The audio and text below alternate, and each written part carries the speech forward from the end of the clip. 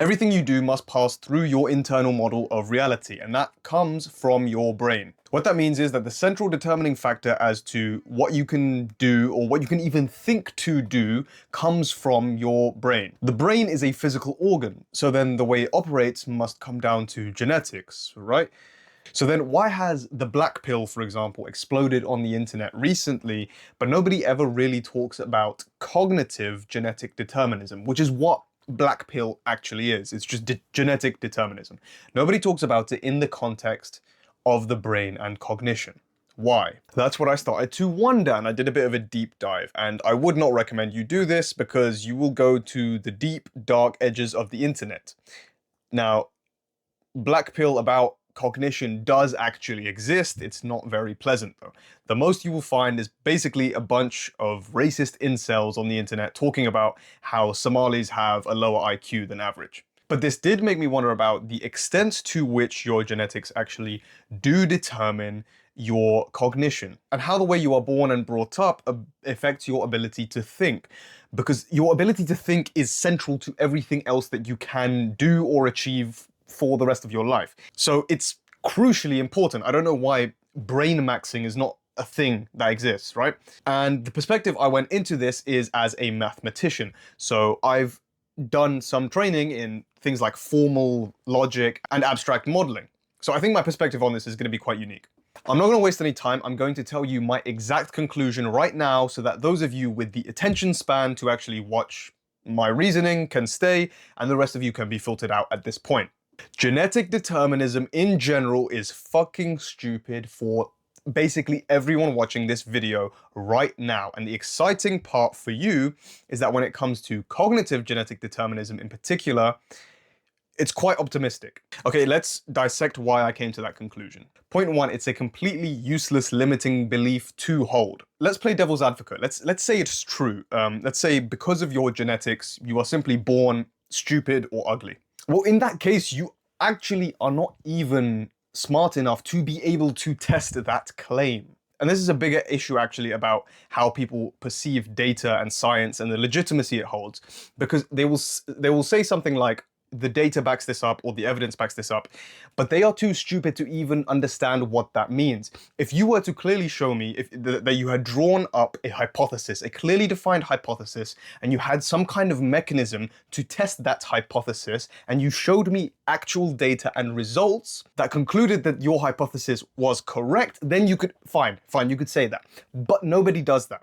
And nobody does that because they don't even understand how to do that. And because in reality, it's a lot easier to blame something else for your shortcomings in something, so to say that you were born stupid or ugly, than it is to actually fix things. People really love to use data as a crutch, but nobody understands how statistics or data actually works. Actually, I'm reading a pretty interesting book about this right now on statistics. It talks about a lot of the misconceptions that people have about how statistics is done. It's called The Art of Statistics, Learning from Data by David Spiegelhalter. Yeah, you can check that out if you want. Not sponsored or anything, there's no affiliate link. Number two, the bias of extremes. If genetics were truly a limiting factor for you, that would be extremely unfortunate, but also extremely rare. So there are actually people who have genetic conditions that genuinely means that they have lower abilities of cognition. But for you watching this right now, that's not you. Because you wouldn't have clicked on this video, you wouldn't be understanding what I'm saying right now. That is not you, and that is not 95% of the population. The optimistic thing that I found out is that actually, when it comes to optimizing a physical system like your body and your mind, it's a lot more meritocratic than you give it credit for. Let me explain what I mean by that. A lot of things in life are not meritocratic. So the work you put in doesn't necessarily yield the results that you get out. You know, if the world is not fair, we all know this. If someone's born in some kind of slum in Mumbai, it's going to be a lot harder for them to do anything than someone who is a multi-billionaire. Fine. But the great leveler and the great equal playing field, for the most part, at least relative to things like that, is actually genetics, is your body, your physiology. So that includes your cognitive ability. And there is so much room for mobility in this position, which means that you are able to actually train your brain to do so much more than you think it is capable of. You should hear that and be extremely excited. Now, point 3, and this relates to what I was just saying, we need to understand a bit about how cognition actually functions. Let's use the example of our ancestors, people throughout history. So people from the Middle Ages, 2,000 years ago in ancient times, etc., etc. What is the commonly held belief about these people?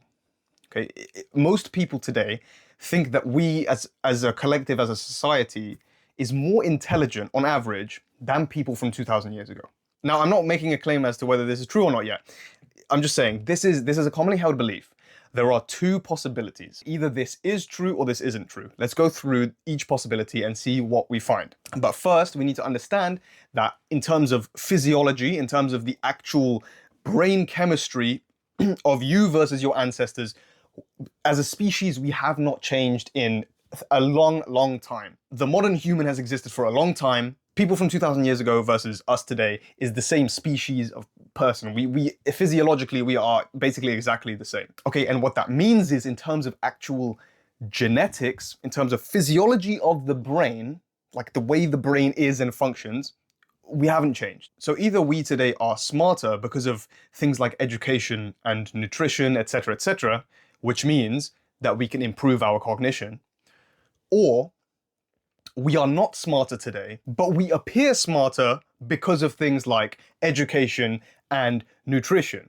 Either way, it's a win-win. Either way, we're saying that the raw material of the brain is far less important than the training you can actually do with it and the improvements you can make if you are intentional with it. So this alone destroys the entire genetic determinist argument. So now comes the question of what we actually do with this newfound knowledge.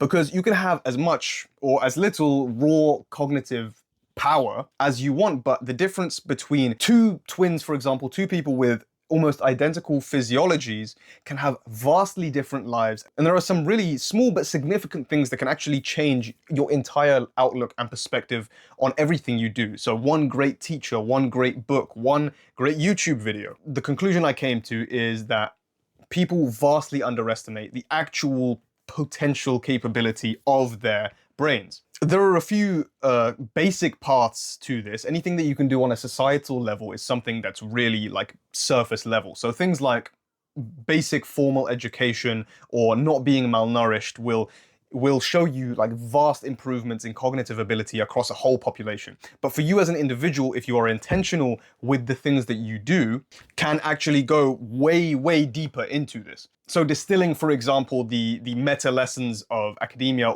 or something like mathematics, that's what I do, into real practical frameworks that you can use to model everything that you do in your day-to-day life. And like I alluded to before, it only takes one switch. One good teacher, one good book can actually change your entire perspective about everything you view from that point forward. That is the precise purpose of this channel. Subscribe to keep seeing more videos like this. Like and comment so that the conversation grows. Thank you for watching and have a nice day.